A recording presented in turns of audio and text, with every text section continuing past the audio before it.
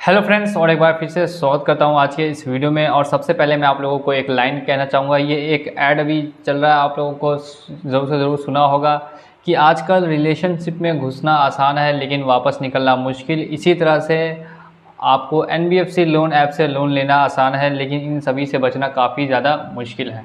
तो इसी के साथ चलिए वीडियो को करेंगे शुरू। और आप लोगों को मैं सबसे पहली लाइन यही बोलना चाहूँगा कि अगर आप लोगों के कितने भी सवाल हैं तो सभी के जवाब आपको वीडियो में अंत तक मिल जाएंगे। काफ़ी लोग पूरा वीडियो नहीं देखते हैं और उसी वीडियो का में ही उनका आंसर लिखा रहता है, फिर भी कमेंट करके पूछते हैं कि ऐसा होगा वैसा होगा। लेकिन आप लोग वीडियो पूरा देखिएगा तो आप लोगों को उसी कमेंट का आंसर भी दोस्तों वीडियो में ही मिल जाएगा। तो अगर आपने किसी भी NBFC एप्लीकेशन से लोन लिया है और उसका रिपेमेंट नहीं किया और आप सोचते हैं कि आपके साथ कोई बड़ी कार्रवाई होगी या आपके ऊपर पुलिस केस हो जाएगा या फाइनली NBFC एप्लीकेशन वाले आपके खिलाफ कोर्ट में केस कर देंगे, तो सभी टॉपिक्स पे मैं आज का ये वीडियो लेकर आया हूँ, पूरा डिटेल वीडियो। तो वीडियो को लास्ट तक ज़रूर वॉच कीजिएगा। और साथ ही में अगर आप लोगों को डर लग रहा है और काफ़ी सब्सक्राइबर से मैंने अब बात कर ली है, मैं जुड़ चुका हूँ, काफ़ी लोग हैं जिनका 5 साल तक दोस्तों रिपेमेंट नहीं किया गया है, 7 साल तक रिपेमेंट नहीं किया गया। एम पॉकेट एप्लीकेशन बहुत पुरानी एप्लीकेशन है और जब से एप्लीकेशन लॉन्च हुई थी उसी ईयर लोन उसने लिया था और अभी तक रीपे नहीं किया। इसी तरह काफ़ी एप्लीकेशन है, किस्त एप्लीकेशन 3 साल से लोन नहीं दिया है, क्रेडिट भी है 2 साल से नहीं दिया है। ऐसे ऐसे लोग हैं जिनसे मैं बात कर चुका हूं और फाइनली आपको बताता हूं कि उन लोगों के साथ क्या हुआ था और आपके साथ भी अब क्या हो सकता है। तो इसी के साथ वीडियो को शुरू करने से पहले आप लोगों ने अगर हमारे चैनल को सब्सक्राइब नहीं किया है तो किसी भी तरह की लोन रिलेटेड हेल्प के लिए हमारे चैनल को सब्सक्राइब करना बिल्कुल भी नहीं भूले, लोन हेल्प इंडिया नाम से। और साथ ही में व्हाट्सअप नंबर भी है 8780082240। ये व्हाट्सअप नंबर पे आप लोग कांटेक्ट भी कर सकते हैं, व्हाट्सअप पे मैसेज कर सकते हैं। चलिए इसी के साथ वीडियो को करेंगे शुरू। और सबसे पहले बात करते हैं NBFC लोन ऐप्स के बारे में। जैसे हाल फिलहाल में आप लोगों को एक मैसेज मैंने दिया था कि अब 31 मई के बाद से NBFC एप्लीकेशंस आपके कॉन्टैक्ट्स पर कॉल नहीं करेगी या कॉन्टैक्ट्स का डाटा आपको नहीं दिया जाएगा ऐप्स को। अब ये 31 मई के बाद की दोस्तों बात है, उससे पहले अगर आपने इंस्टॉल किया होगा और उससे पहले ही लोन लिया होगा तो अभी तो आपका डाटा उन लोगों के पास होगा और कॉन्टैक्ट पे वो लोग कॉल भी करते होंगे। सबसे पहला सवाल जो ज़्यादातर लोग पूछते हैं, मैंने यहाँ पे कमेंट सेक्शन भी खोल रखा है अपने फ़ोन में, आप लोगों के मैं सवाल भी पढ़ूंगा और उसका जवाब भी दूंगा। इससे पहले मैं बता दूं कि NBFC वालों ने आखिर उनके साथ क्या किया था जिन्होंने अभी तक लोन नहीं दिया। जैसे फर्स्ट एग्जांपल मैंने दिया एम पॉकेट एप्लीकेशन। तो एम पॉकेट एप्लीकेशन का बंदे ने 7 साल से दोस्तों लोन पेमेंट नहीं किया, सोच सकते हैं बहुत ही लंबा समय था। और उसका दोस्तों लोन का अमाउंट था 4,000 रुपये, जो बढ़ के हो गया था 47,000 यानी 47,000 रुपये। आपने एकदम सही सुना, कितना हैवी चार्जेस, इतना ज़्यादा चार्जेस दोस्तों कहीं भी नहीं लगता होगा। आप लोग भी सोचिए कि कौन चाहेगा 4,000 रुपये का दोस्तों 47,000 रुपये वापस करना, कोई भी नहीं चाहेगा, मैं हूँ या आप हूँ। इसीलिए मैंने सबसे फर्स्ट में ये लाइन कही थी कि NBFC लोन ऐप से लोन लेना आसान है लेकिन रिपेमेंट करना या इनसे बचना काफ़ी मुश्किल। अब देख सकते हैं यहाँ पे 47,000 रुपये लोन इसका हो चुका है अमाउंट का। अब ये बोल रहा है कि मैं तो बिल्कुल भी नहीं देने वाला। और 7 सालों के अंदर में उस एप्लीकेशन वालों ने दोस्तों उसका कुछ भी नहीं किया। मैं आपको बता रहा हूँ कि कुछ भी नहीं हुआ है उस आदमी के साथ और वो अभी तक आराम से घूम रहा है, टहल रहा है। अब उसको कभी भी पॉकेट एप्लीकेशन से कोई कॉल वगैरह भी नहीं आती है और जो पुराना नंबर था वो उसका बंद भी हो चुका है। और यहाँ पर ना ही उसके घर पर कभी रिकवरी एजेंट आया है, ना ही कुछ हुआ।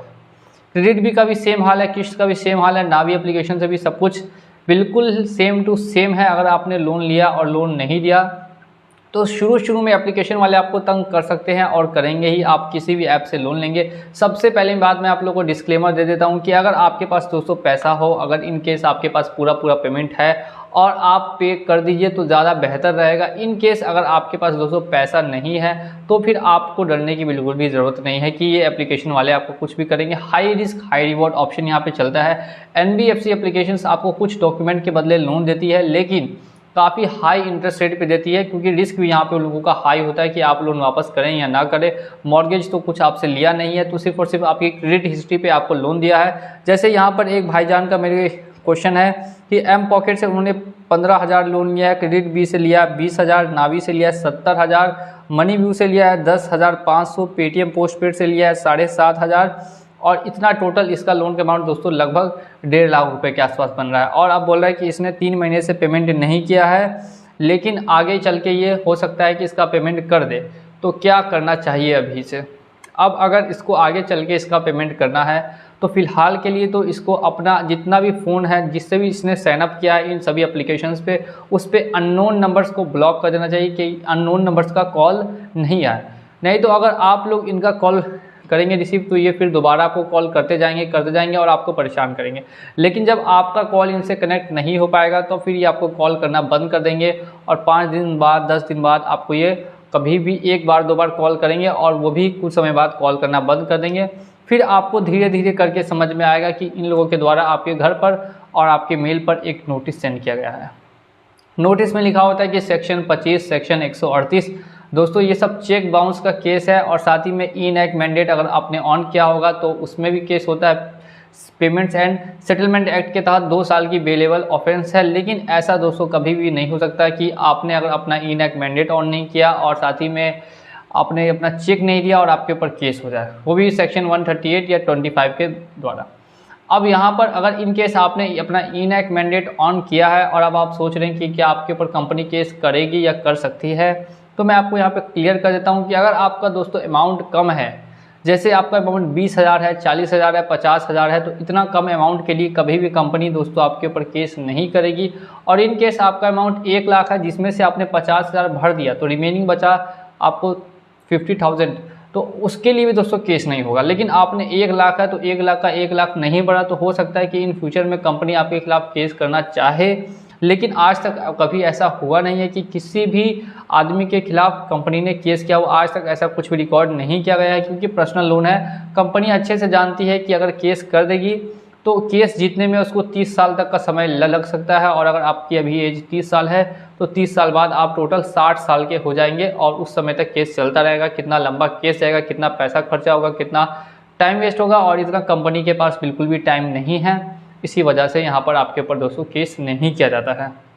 नेक्स्ट और लास्ट बात, पहले कंपनी सब दोस्तों छोटी छोटी थी, जैसे किस्त की बात करें, क्रेडिट बी की बात करें, एम पॉकेट की जब न्यू लॉन्च की थी तो इसके मुश्किल से 10,000, 20,000, 50,000 डाउनलोड्स थे।